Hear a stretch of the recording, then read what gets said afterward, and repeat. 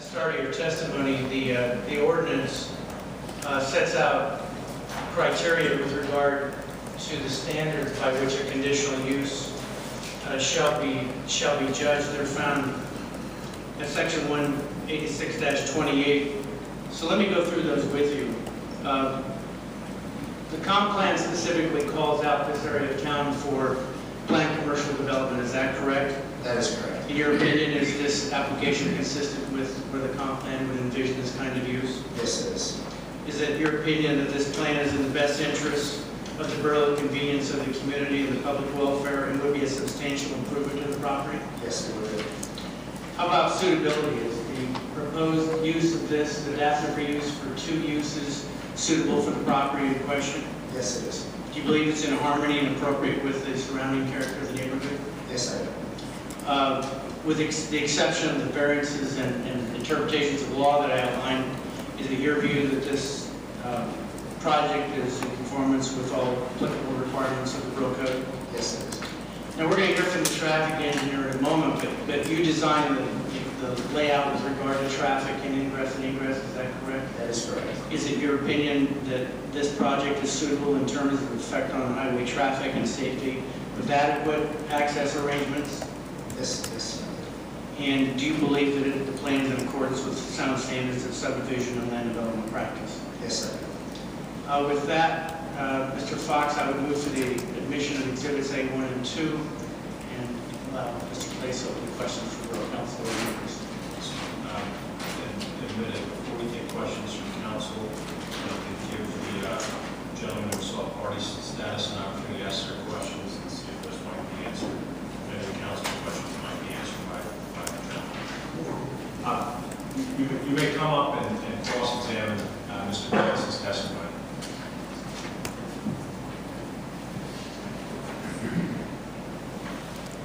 On your concept of the foliage on the side of the property right now, it's on whose property? It is on your property. It's on my property. That is correct. And you're going to propose what? A private property? Currently, there's 4 feet from the edge of parking to your property. We're pulling it back to the parking setback requirement of 5. 5 feet. And if you would have your own, if you would do the proper thing, you would have a 20-foot cover. A yard cover. Can you ask him to ask questions, please, Mr. Fox? Yes. That's quite a difference. Mr. Texter, cross-examination is for the purpose of asking questions. I'm giving you some latitude and leeway, and I would also remind you that the only question before Borough Council tonight is the question of the conditional use for the drive-thru. I believe the applicant has provided the zoning information and the background on the zoning here in the application for council and the public's edification. But the questions of the dimensional relief and the variances, I believe those are more appropriately left for the zoning hearing. I'll let you continue your questioning, but just remind you that this is questions only, and please keep it relative to the conditional use. It sounds like you're pretty well have your conditions all ironed out. I take objection to it. I think it's devaluing my property, and I request we build like a zoning code and put a proper property.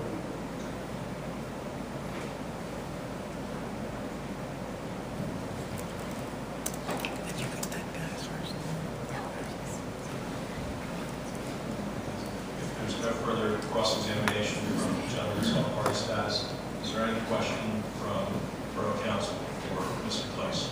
Yes. Could you come up with you have 3 plans here.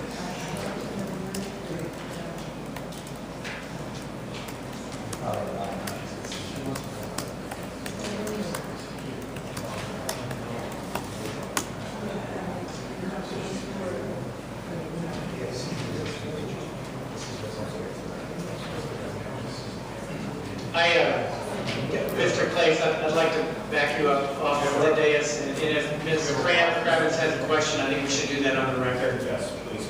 We can provide this from Mr. Place, and Suzanne, can you ask your question in the microphone so we can transcribe it on the record if you don't mind?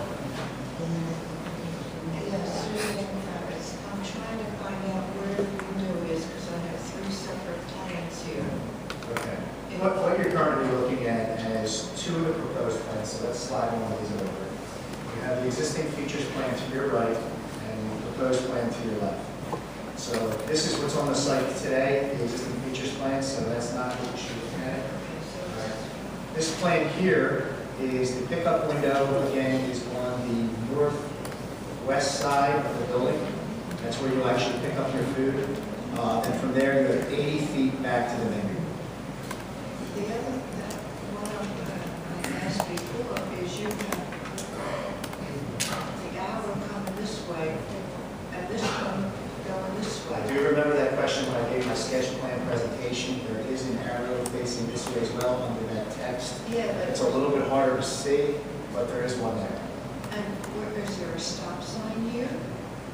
There will be, that, and all of the signage and things like that will be dealt with during land development, and just traffic circulation, things, everything of that nature will be reviewed and approved during land development. But yes, there will be a stop sign there. Mr. Chairman, if I may, would you briefly summarize for the rest of the council or Ms. Kravitz pointing to her own plan, just summarize what was explained there, and I will remind council members of the public.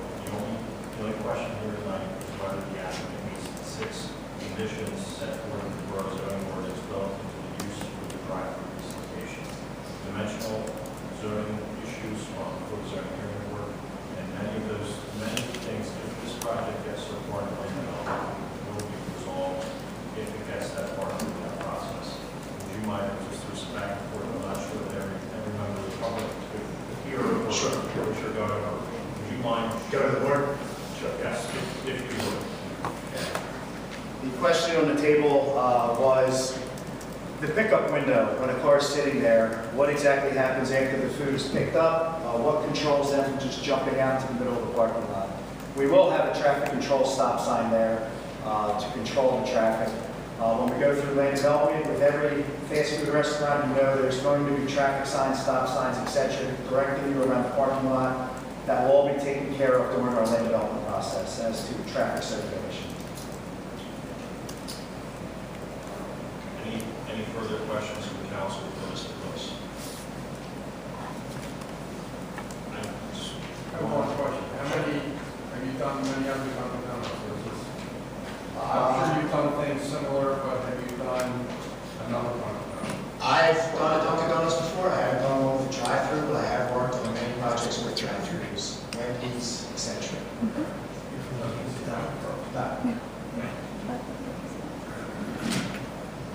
Questions? Any additional questions from members of the council? I call my next witness, traffic engineer Rob Hoffman. Council, Oh, yeah.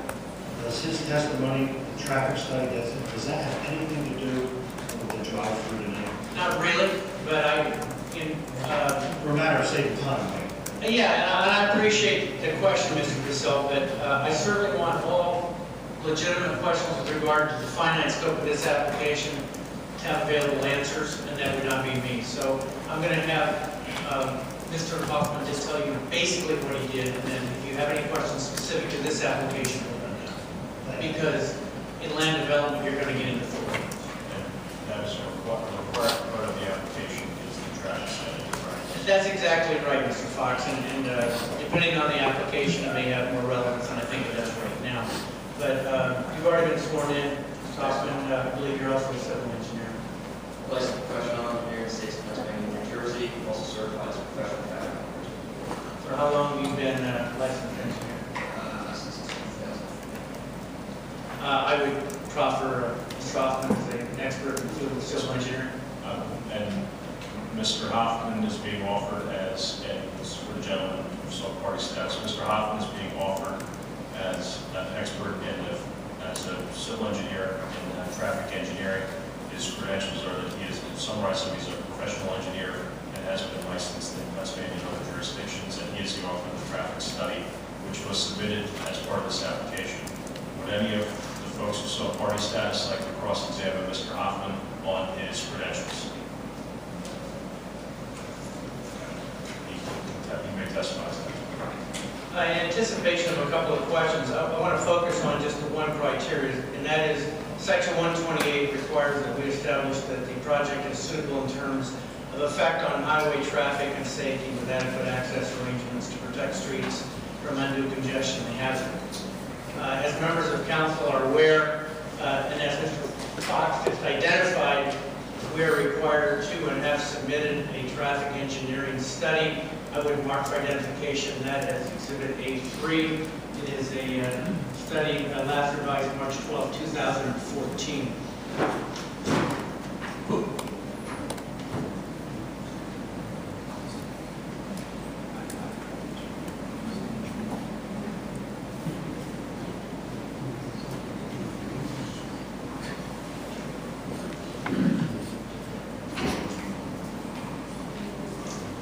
I want to, Mr. Hoffman, just focus on table 1.1, and I believe that is found on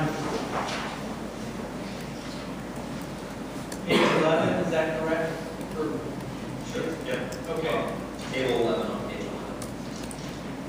so it looks like that, ladies and gentlemen, if you want to get to it.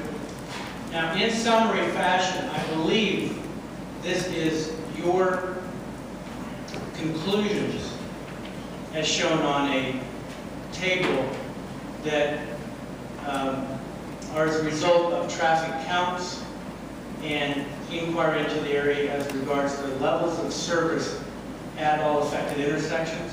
That's correct. Okay. And that essentially is the corner of 5th and Bloomingdale, is that right? That's correct.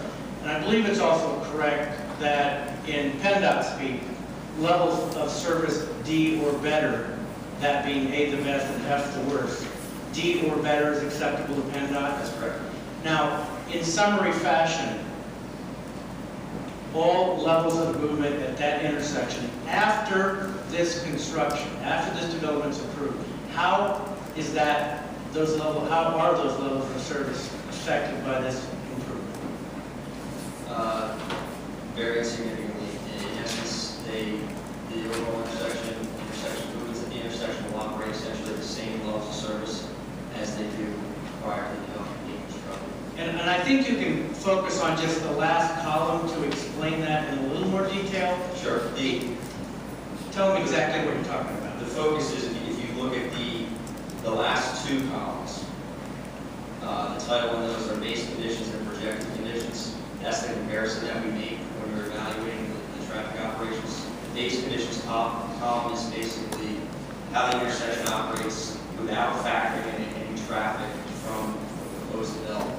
The projected condition then layers the development traffic into that equation and then will show you what the results are. So from traffic engineering standards, what we can do is we evaluate those two conditions and see what changes and what impact, if any, have occurred. So when you look at those two columns, and you know, I'm not going to walk through the columns, you can read down and you can see essentially the levels of service are the same when looking at the base versus the projected conditions column. And from my observation, it appears you conclude from your studies and counts that all turning directions will be at least a B or an A on the right-hand column. Is that correct? The average, which is the ILOS The number. overall intersection, yes, that's correct. What does that mean, the overall intersection? How do you get to that final grade per turning movement? What that does is each movement is graded, but then the intersection as a whole is graded, and it's not, while it's not exact, for lack of a better term, it's basically an overall average for the intersection of all those various movements. So if I'm understanding that correctly, northbound Bloomingdale and 5th Street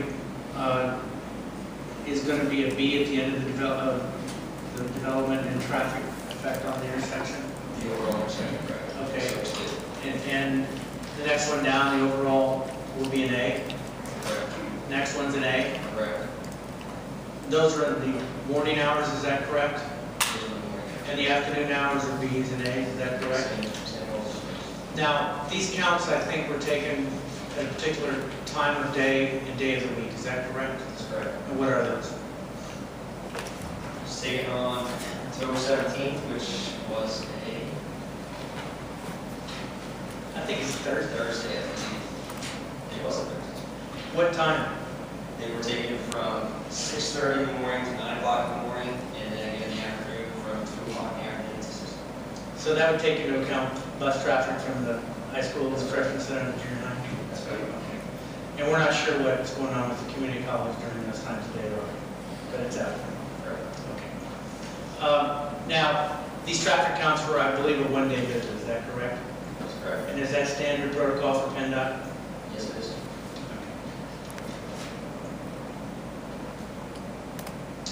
Do you believe that this project is suitable in terms of effect on highway traffic and safety with adequate access arrangements to protect streets from undue congestions and hazards?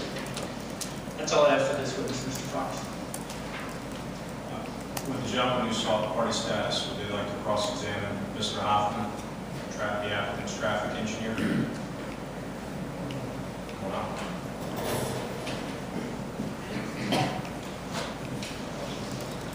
Bob Mayor, I just have a question about your average traffic that you mentioned. How do you get average out of one study? What the average was the average of the movements. Going that, It's, when you look at the grading at the intersection, each individual movement is broken out. So there's northbound left turn, northbound through, northbound right, go around the various approaches. So you grade all those movements. And then the intersection as a whole, you come up with an overall intersection of the service as well. And that's more or less an average of all those movements. right? That must have changed, because when I was at school, average was a random sample. I guess that's it. Questions only, please. Oh, sorry. That's okay. I understand. This traffic study that you did on the 17th, you mentioned about the college not, they're not knowing the schedule of the college. Shouldn't that be taken into consideration? That day was a typical day. October, college was in session. I think the point of that was, there was a question the other night that was asking about, was that a heavier or lighter class period for college? I think it's said. Right, that's all I have. Any members of council have any questions? I have a question. How do you figure out, or is it a standard that you pick, what, 6:30 till the morning is the time sign? Is that the standard that you use, or can you give us an idea or Sure. why you use that 2 times of the day instead of, say, earlier or later? Yeah. What constitutes the time? Typically 7 to 9 and 4 to 6 when you do your traffic counts. Why did you do it earlier? What we did it from 6:30.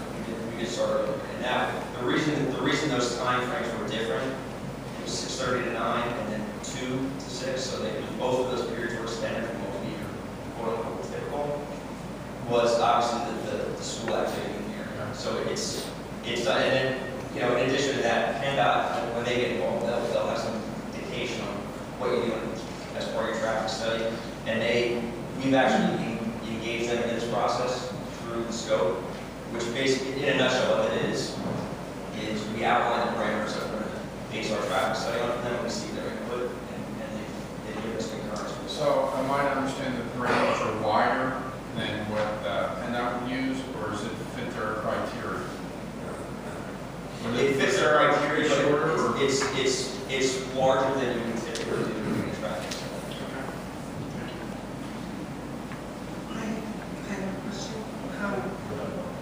Go ahead. What are the figures in the parentheses represent?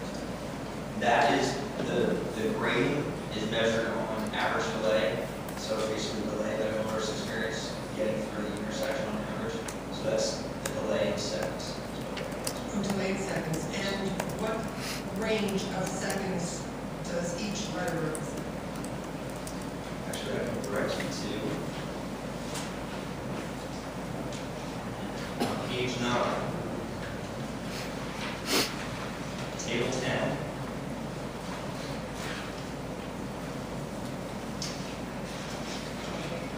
Okay. You'll see in that table, it's got all the levels of service A through F.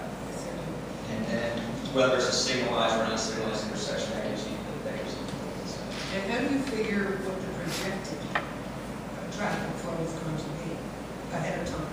Do you use general figures based on other studies that you did for the similar situation, or have you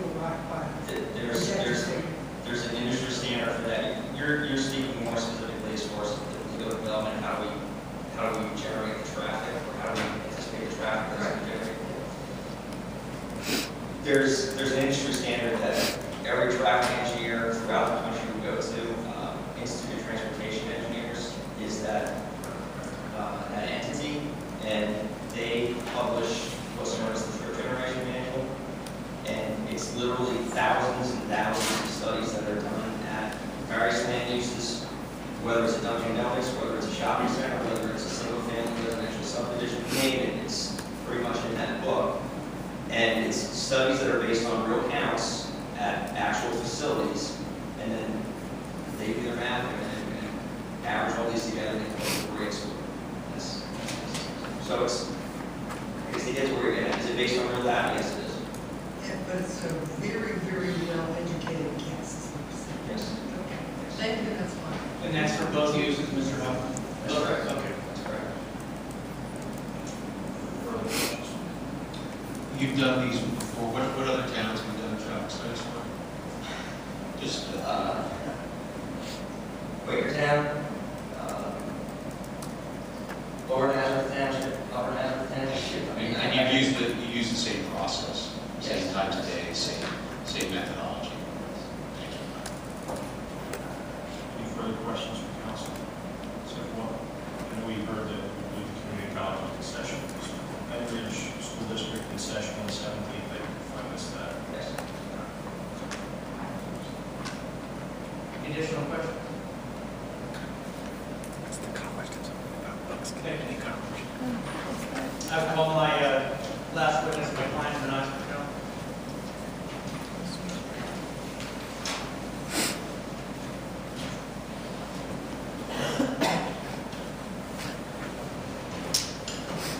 Hello again. We said it before. Just for the limited purpose of establishing standing, I would identify as Exhibit A4, an agreement of sale with the doctors and yourself. Is that a true and correct copy of the front and the signature page of the agreement of sale, Mr. Patel? That's correct. And it attaches a copy of the deed. And you were one of the member owners of the LLC that has the agreement of sale on the property. That's correct. That's all I have for Mr. Patel. Would the individuals who saw party status, would they like to ask Mr. Patel any questions? He's only offered testimony this evening on his ownership of the property by agreement of sale. Did you come to any conclusion who your existing tenant would be? Say what was the question again? We know who the new tenant is going to be, the new tenant? We stipulated to the zoning hearing board, as you know, Mr. Texter, that it would be a permitted use under the C1 code, and further that it would be a use limited to something that doesn't provide morning food service, so that the traffic issue is mitigated by it. One other question. How many employees is Dunkin Donuts going to have at that computer place? And one shift. One shift. It all depends how busy it is, right? So in a slow period, we have 2 employees. Busy time, it depends how busy you are. So it could be from 4 to 6 to 8, all depends on how busy the population is going to be. And they will be utilizing your parking spots during the day as well. So that'll be 4 or 5 less parking spots for the public. That's correct. I mean, Any further questions for Mr. Patel? Any questions from council? Question about the parking, you have more than enough, if I remember correctly. It's over designed as a result. What was the amount you needed? 17, And you have, 24. okay, thank you. That's all I have for this witness, unless there's questions from you. Sure. There are Dunkin Donuts without drive-thrus, or there are Dunkin Donuts with drive-thrus. Since our discussion this evening is revolving around the drive-thru, can you talk a little bit about the importance of having this for your proposed location? sure. I mean, 2 things. I mean, one, as a Dunkin Donuts, for us to survive in this day and age, one drive-thru is needed. 2, the cost of this project is it's going to range quite a bit. meaning last story is survived without a factory. Well, also Dunkin Donuts Corporation has only approved this site with a drive based on the realizing the cost. Thank you very much. And on that subject, what's the approximate cost of this development? In round numbers, I know it's not final yet. We told it would range from 1.8 million to 2.2 million. All comes down to what the finance act and what the needs are going to be to first. Thank you. No more questions on this witness. That's a procedure. Are you calling any additional witnesses? I am not. I would move for the admission of, I think you didn't admit, I didn't move the admission of A3, the traffic study or the agreement of sale, which is A3 and 4, and move their admission. Would you like to make a closing statement? Is what I would like to do with Mr. Chair here. Give a closing statement or summary and offer the individuals who insult party status to offer their statements or opinions on the matter, and then open it up through public comment on the application. I would absolutely like to make a few comments tonight. I know the evening you got a long agenda, so I'll be very brief. These are stark times in a lot of ways, lean times. You only have to take a drive around Perkasie borough and the neighboring boroughs to see something that's fairly eye-opening. And that is, since my 25 or 30 years in town, increasingly, we've seen an exodus from the boroughs into other places with those kinds of businesses that make us a thriving economic environment. And we can continue down that road, and our tax base can go with it, or we can make reasonable accommodations and work with investment that is here and wants to put its footprint in the community in a reasonable way. When this comprehensive plan was passed, that Borough Council, you tonight, said this is where that kind of use belongs. Period. Is there a certain amount of reticence that goes along with seeing Dunkin Donuts or McDonald's or some other drive-thru? Absolutely. I sat up there when we filled Borough Hall over a drive-thru McDonald's in the 90s. But it's the world we live in, ladies and gentlemen, and we can keep wishing for a Perkasie of a time gone by. And it really wasn't like that when that was here either, by the way, but we can keep wishing for that and lose right along with it jobs and economic support and a way to remain a vital and economic sustainable community.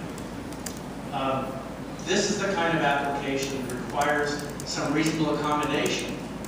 Anybody that's worked in your jobs knows that working with codes and the current economic environment is a process of reasonable adjustment and working in partnership with things that make sense for the community.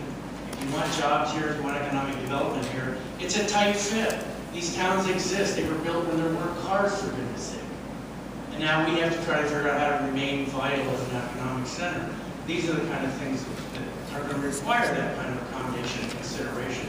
We think we meet the ordinance. The expert testimony, which is uncontroverted, says we meet the ordinance. We're not here to fry this fish in its entirety. We've made that very clear. We know there's going to be big discussions with a lot of review and comments from various entities down the road. But we're asking you to work with us. We're asking you to not partner necessarily. That would be quite appropriate to ask for, but to understand and support what we believe is a very reasonable application. So I'll shut up. Again, a confirming question. You understand this evening tonight, the only question before council is the approval or denial